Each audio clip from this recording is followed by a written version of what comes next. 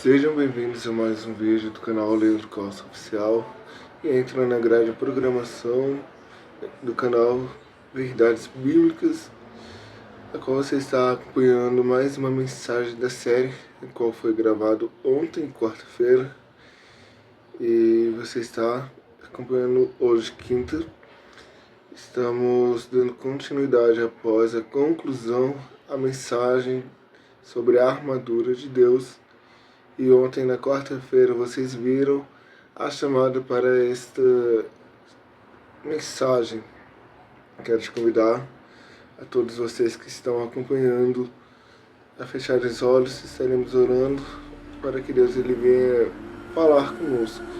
Deus de Abraão, entramos em Tua presença nesse momento para te engrandecer e te exaltar. Que você possa, Senhor, estar tomando seu lugar de destaque, pois Tu és a pessoa mais importante aqui nesse lugar. Fala aos nossos corações, Senhor, mesmo que seja uma palavra de correção. Fala, não queremos ouvir vozes humanas e nem palavras humanas, mas queremos ouvir a Tua voz, palavras que venham direcionadas e oriundas do Teu trono, palavras de vida eterna. Para onde iremos nós, Senhor? Somente o Senhor tem palavras de vida eterna. Somente em Ti conseguimos encontrar o que necessitamos, o que a nossa alma precisa, é a justificação e a salvação. Alcançamos, Senhor, essa misericórdia, esse favor imerecido, através do sacrifício do Teu Filho ali na cruz. Muito obrigado, Senhor, pelo sacrifício do Seu Filho ali na cruz, pois foi através do sacrifício dele que Ele nos resgatou das garras do inferno e do diabo, porque se não fosse por isso, estaríamos predestinados ao inferno. Muito obrigado mesmo por ter enviado seu único Filho. Em nome de Jesus, amém e amém. Estamos adentrando em uma das mensagens, em um dos livros da Bíblia, um tanto quanto mais temidos por maior parte das pessoas, e um dos livros que eu considero ser mais complexo de ser explicado por conta da sua alegoria, suas simbologias,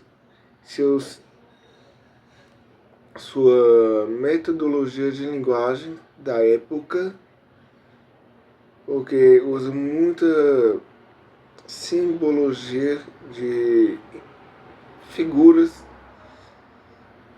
que estão representando acontecimentos do futuro. É um livro a qual o nome quer dizer revelação. Revelação do que? Das últimas coisas, dos últimos acontecimentos. Estamos adentrando em Apocalipse capítulo 3, versículo 11. Eis que venho sem demora, guarda o que tens, para que ninguém tome a tua coroa. Quero te convidar a abrir a Bíblia em Apocalipse 3, versículo 11, e está abrindo também nas referências a qual estaremos citando aqui, para você estar vendo a autenticidade dessa palavra, e para você também constatar que não estamos saindo da palavra. A palavra de Deus, a qual estaremos repetindo o versículo, vai falar: eis que venho sem demora, guarda o que tens, para que ninguém tome a tua coroa. Quem é o autor do livro de Apocalipse? João. Foi um dos últimos, foi o último apóstolo e morreu de forma natural. Quando ele começou a escrever esse livro, ele estava aprisionado na ilha de Patmos, a qual ele era um preso político. Ele começou a escrever também as cartas para as 7 igrejas do Apocalipse.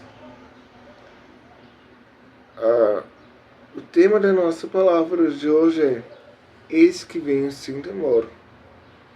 A cidade de Filadélfia foi construída em uma área vulcânica perigosa, situada a aproximadamente 45 quilômetros ao sudeste de Sardes. Ela foi completamente destruída por um terremoto em 17 depois de Cristo. O imperador Tibério isentou seus cidadãos do pagamento de impostos durante 5 anos para permitir que eles tivessem fundos para reconstruir a cidade. No grego, está aparecendo a palavra Filadélfia, amor fraternal. Era o nome de uma cidade da Lídia, na Ásia Menor, situada a 43 quilômetros a sudeste de Sardes, na planície de Hermos. Foi construída por Átalo Filadelfo em uma parte no Monte Temos no ano 17 da Era Cristã. Foi destruída por um terremoto e logo restaurada. Foi sede de uma das 7 igrejas da Ásia a que se dirige o livro do Apocalipse. Apocalipse, capítulo 3, versículos 7 a 13, vai nos dizer assim: E ao anjo da igreja que está em Filadélfia escreve: Isto diz o que é santo, o que é verdadeiro, o que tem a chave de Davi, o que abre e ninguém fecha, e fecha e ninguém abre. Eu sei as tuas obras, eis que diante de ti pus uma porta aberta e ninguém pode fechar. Tenho pouca força, guardaste a minha palavra. E não negaste o meu nome. Eis que eu farei aos da sinagoga de Satanás, aos que dizem judeus e não são, mas mentem. Eis que eu farei que venham e adorem, prostrado aos teus pés, saibam que eu te amo. Como guardaste a palavra da minha paciência, também eu te guardarei da hora da tentação que há de vir sobre todo o mundo, para tentar os que habitam na terra. Eis que vem, guarda o que tens, para que ninguém tome a tua coroa. A quem vencer, eu o farei coluna no templo do meu Deus, e dele nunca sairá, e escreverei sobre ele o nome do meu Deus, e o nome da cidade do meu Deus, a nova Jerusalém que desce do céu do meu Deus, e também o meu novo nome. Quem tem ouvidos, ouça o que o Espírito diz às igrejas. Aí vemos que a igreja que estava nessa cidade, ela recebeu a carta de João, a qual ele escreveu ali em Patmos, e ele vai fazer algumas observações diretas a ela, e o que chama muito a nossa atenção é o versículo 13, que vai falar assim: quem tem ouvidos, ouça o que o Espírito diz às igrejas. Isso dá a ênfase que não era as palavras dele, e sim de Deus. Ao contrário de alguma das 7 igrejas, recebeu conforto e animação, sem censura de qualquer natureza. A cidade tem atualmente Alache e é habitada. Esse é o atual nome da cidade de Filadélfia, Alache, a qual estará aparecendo na tela. Os muros da antiga cidade ainda em pé cercam vários outeiros, com as ruínas de um templo e de outras construções antigas. Após sua destruição pelo terremoto e sua reconstrução posterior, o nome da cidade foi mudado para Nova Cesareia, e isso à honra do imperador romano César. Uma coroa ou grinalda, como um emblema de realeza, um prêmio nos jogos públicos, ou símbolos de honra de maneira geral, porém, mais conspícuo e trabalho em sentido literal ou figurativo, coroa. lembra que os imperadores romanos, eles usavam uma coroa de louro aqui, sim. Quero te pedir, editor, a colocar essa imagem como um emblema de dignidade e realeza. Essa folha de louro, para os imperadores, era um símbolo de realeza. Apocalipse 6, versículo 2. E olhei, e eis um cavalo branco, e o que estava sentado sobre ele tinha um arco, e foi-lhe dada uma coroa, e saiu vitorioso e para vencer. Apocalipse 12, versículo 1. E viu-se um grande sinal no céu, uma mulher vestida do sol, tendo a lua debaixo dos seus pés, e uma coroa de 12 estrelas sobre a sua cabeça. Quando eu falei que o livro de Apocalipse ele vai ter alguns símbolos, uma linguagem da época, vemos aqui. O primeiro símbolo, metodologia de linguagem da época que podemos identificar nesse versículo é: e viu-se um grande sinal no céu, uma mulher vestida do sol. Uma simbologia aqui, uma mulher vestida do sol, tendo a lua debaixo de seus pés. Essa mulher vestida do sol, ela vai ter o quê? A lua debaixo dos pés dela. E vai falar também que ela vai ter uma coroa de 12 estrelas. Ela vai ter uma coroa com 12 estrelas. Uma simbologia de acontecimentos futuros. Apocalipse 14, versículo 14. E olhei, e eis que uma nuvem branca ia assentado sobre a nuvem, um semelhante ao Filho do Homem, que tinha sobre sua cabeça uma coroa de ouro, e na sua mão uma foice aguda. Forte, não? Atribuído aos santos do céu, chamados de reis em outras passagens. Apocalipse 4, versículo 4 e 10.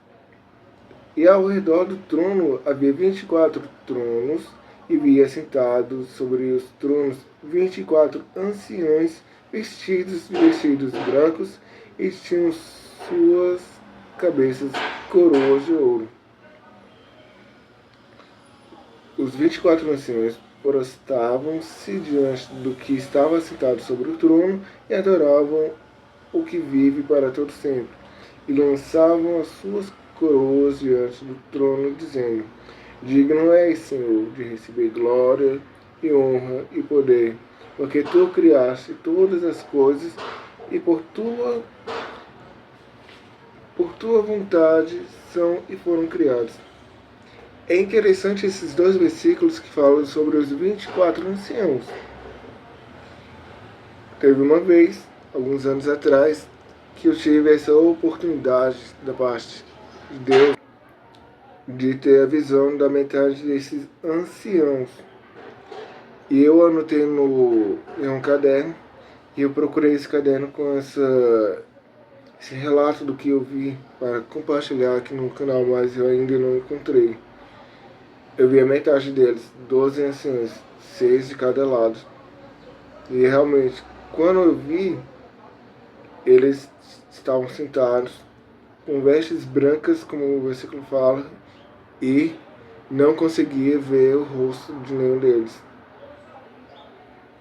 Falando da coroa de espinhos colocada sobre a cabeça de Cristo quando foi escarnecido como o rei dos judeus.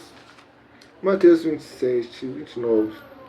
Tecendo uma coroa de espinhos, puseram-lhe na cabeça, e em sua mão direita uma cana, e ajoelhando diante dele o escarneciam, dizendo: salve, rei dos judeus. Marcos 15, versículo 17. Vestiram-no de púrpura, e tecendo uma coroa de espinho, lhe puseram na cabeça. Lá em Israel, ainda hoje, existe uma planta, qual vimos e aprendemos no canal da Israel com a Aline, que essa planta tem os espinhos nesse tamanho. É bem provável que tenha sido utilizada essa planta para fazer a coroa. Quero te pedir, editor, a colocar essa imagem dessa planta lá de Israel. João 19, versículos 2 e 5. E os soldados, tecendo uma coroa de espinhos, lhe a puseram sobre a cabeça e lhe vestiram uma veste de púrpura. Saiu, pois, Jesus fora, levando a coroa de espinhos e o vestido de púrpura, e disse-lhes Pilato: Eis aqui o homem. Como prêmio entregue aos vitoriosos nos jogos públicos e em outras condições, uma coroa. 1 Coríntios capítulo 9, versículo 25. E todo aquele que luta de todo se abstém, eles o fazem para alcançar uma coroa corruptível, nós, porém, uma incorruptível. Em sentido figurado, um símbolo da recompensa da vida eterna. 2 Timóteo, capítulo 4, versículo 8. Desde agora, a coroa da justiça me está guardada, a qual o Senhor, justo juiz, me dará naquele dia.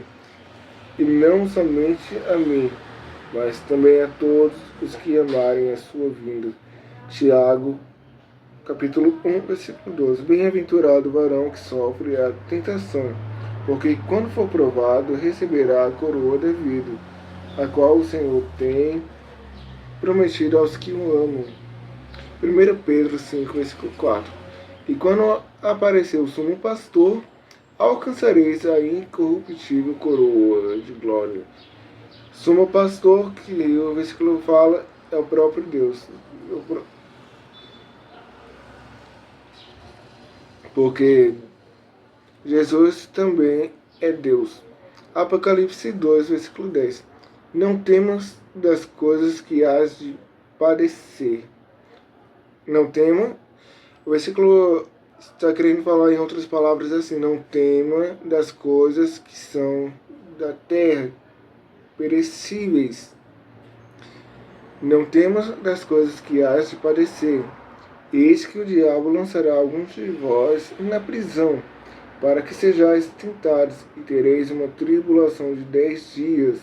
Ser fiel até a morte, e dar-te-ei a coroa da vida. As coisas daqui da terra são perecíveis, passageiras. Muita gente passa a vida inteira lutando, ajuntando muito dinheiro, que quando morre não leva nada. Esse dinheiro, na hora da morte, não é capaz de comprar saúde, a vida ou, principal, a salvação. Esse dinheiro fica, e quem fica de fato brigando por conta dele. O que o versículo fala: ser fiel até a morte, e dar-te-ei a coroa da vida. Eu quero te pedir, editor, a colocar o versículo que fala assim: onde está o teu tesouro, é onde o seu coração está. Se você ajunta tesouro aqui na terra, seu coração está aqui na terra. Mas se você junta um tesouro em um lugar celestial, no céu, onde a traça não corrói, a ferrugem não acaba, o ladrão não rouba, seu coração está lá, no céu. Apocalipse 3, versículo 11. Eis que venho sem demora, guarda o que tens, para que ninguém tome a tua coroa. Em sentido figurado, um ornamento, honra, glória, aquilo de que alguém pode se gloriar. Filipenses 4, 1.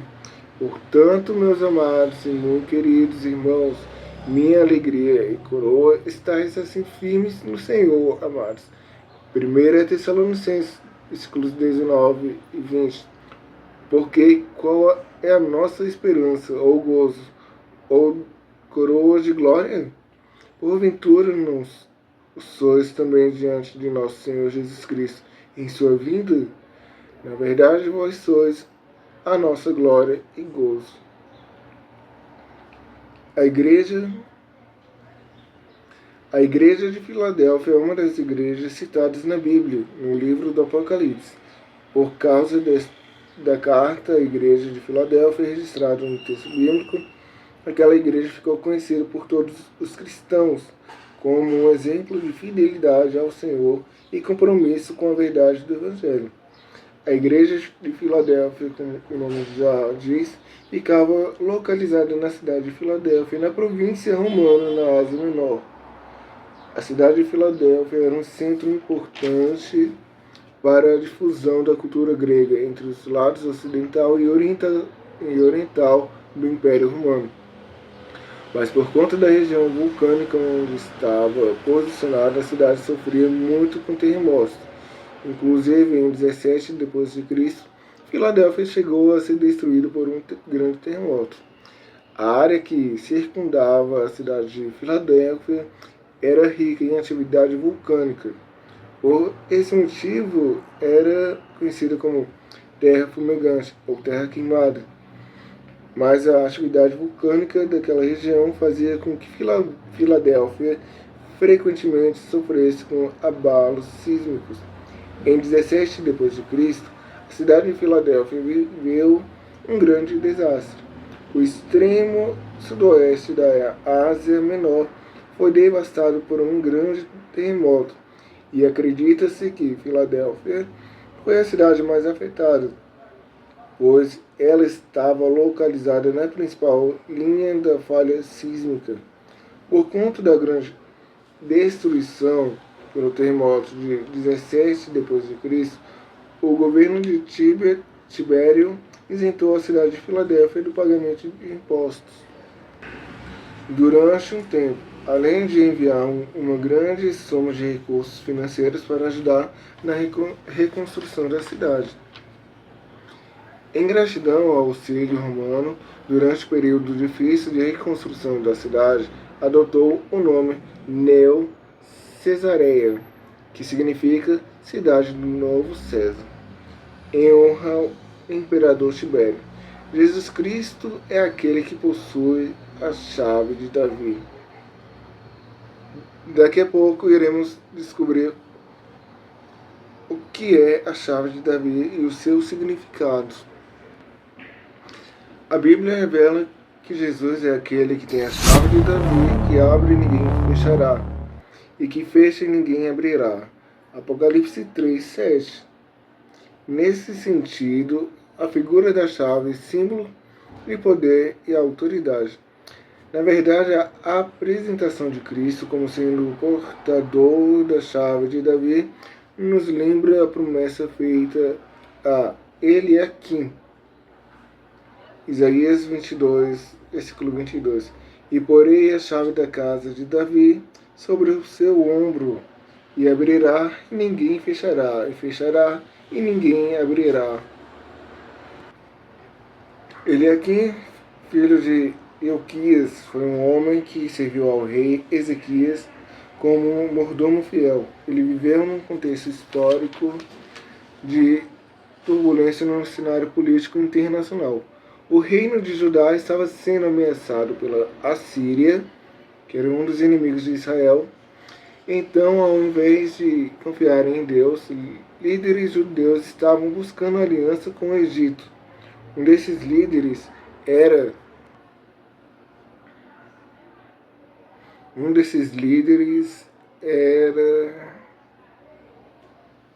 um homem chamado Sebna. Ele fazia uso de sua posição para propósitos egoístas e não para o bem do povo. Esse foi o pano de fundo da mensagem do Senhor ao comissionar Eliaquim através do profeta Isaías. Segundo o propósito de Deus, Eliaquim foi exaltado e recebeu distintivos reais que identificavam sua autoridade sobre o reino de Judá. Ele foi vestido com o manto de mordomo real e recebeu a chave da casa de Davi sobre os seus ombros, indicando a autoridade que Deus lhe entregou para cuidar dos moradores de Jerusalém como representante do rei.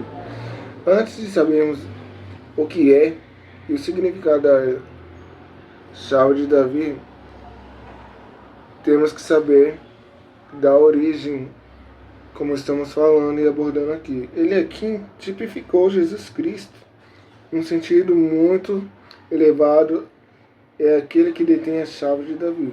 Isso quer dizer que ele é aquele em que finalmente se cumprem todas as promessas messiânicas e o único que tem o poder de abrir as portas do reino de Deus para o homem. João 17, versículo 15. Não peço que os tirem do mundo, mas que os livrem do mal. Então a declaração, eu te guardarei na hora da provação, não implica na ideia de retirada de provação, mas de preservação na provação. Dois exemplos que eu posso citar aqui sobre que não teve a retiração da aprovação, mas a preservação na aprovação.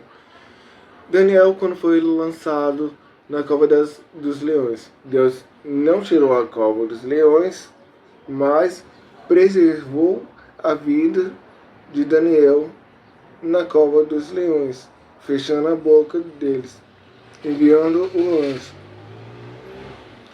Sadraque, Mesaque e Abednego são nomes babilônicos, qual o rei de Babilônia, Nabucodonosor, tirou nomes deles para fazer honraria aos deuses da Babilônia, mas o nome deles era Ananias, Misael e Azarias. Ananias, Misael e Azarias foram lançados na fornalha. Deus não livrou eles da fornalha, mas os preservou na fornalha.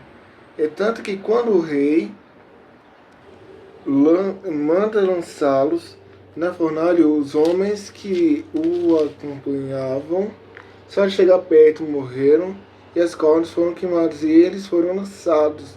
E quando ele vê um quarto homem. Não lançamos nós 3, mas eu vejo 4 homens andando e passeando no meio do fogo, e o quarto tem a semelhança do Filho dos Deuses. Deus não livrou Ananias, Azarias e Misael da fornalha, provação, mas Deus ele preservou a vida dos 3 na figura do próprio Cristo na fornalha, andando com eles no meio do fogo. Tanto que quando eles saíram não tinha nem cheiro de fumaça. Poder de Deus. Cristo não estava dizendo que haveria de livrar os crentes de Filadélfia de passar pela provação, mas que ele haveria de livrá-los através da provação. É o que esses 2 exemplos que eu acabei de citar mostrou. Deus não livrou da fornalha. Deus não livrou da cova dos leões, mas Deus preservou na cova dos leões e Deus preservou na fornalha ardente. Das duas situações, o próprio Cristo andou com Misael, Azarias e Ananias no meio do fogo, e na cova Deus enviou um anjo e fechou a boca dos leões. Como a Bíblia é linda! À luz de toda essa verdade sobre a preservação divina, Cristo informou aos cristãos de Filadélfia que ele não demoraria a voltar e deixou a importante exortação. Os nossos irmãos ali em Filadélfia tinham essa esperança que Cristo voltasse naquela geração. Aquela geração morreu e se passaram várias gerações e chegou até nós e ainda Cristo não voltou. Mas ele deixou essa exortação. João escreve e fala, Apocalipse 3:11. Conserva o que tens, para que ninguém tome a tua coroa. Nesse ponto fica clara a forma como a soberania divina e a responsabilidade humana são apresentadas lado a lado. O mesmo Senhor disse: Eu te guardarei também. Recomendou: Conserve o que tens. Cristo prometeu fazer do vencedor coluna no santuário do meu Deus, e daí jamais sairá. Apocalipse 3, versículo 12. Essa era uma promessa muito significativa aos cristãos de uma cidade que vivia assombrada por terremotos. Inclusive, os tremores da terra eram tão frequentes, o medo da população era tão grande que muitos habitantes de Filadélfia resolveram morar em campo aberto, fora dos muros da cidade. Mas Cristo prometeu uma estabilidade permanente aos vencedores. Afinal, eles seriam pilares no templo de Deus, de onde jamais precisariam sair. Cristo prometeu gravar sobre o vencedor o nome de seu Deus e o nome da cidade de seu Deus, isto é, a Nova Jerusalém, e o seu próprio nome. Quando Filadélfia foi arrasada pelo terremoto de 17 d.C., a cidade recebeu ajuda financeira pelo imperador romano para sua reconstrução. Então, em gratidão, Filadélfia teve seu nome trocado para honrar o imperador Tibério. Depois, uma vez mais, o nome da cidade foi alterado para homenagear o imperador Vespasiano. Então, a promessa de que os cristãos fiéis de Filadélfia receberiam um novo nome realmente era muito significativo. Isso era uma realidade a qual eles conheciam bem, porque a cidade foi destruída, reconstruída e recebeu um novo nome para Neo-Cesareia. Cristo ele vai falar uma linguagem a qual eles iam entender. Vou colocar meu nome em vocês. E Vespasiano foi um imperador ao qual ele se intitulou ser Deus vivo. E a promessa era que aos irmãos da cidade de Filadélfia que eles não sairiam jamais do templo de Deus, mas eles seriam o pilar. Cristo ele ia gravar o nome dele no vencedor, o nome de Deus, o nome da cidade de Deus e o seu próprio nome. Eu espero que Deus possa ter falado com cada um de nós e fiquem todos na paz do Senhor Jesus.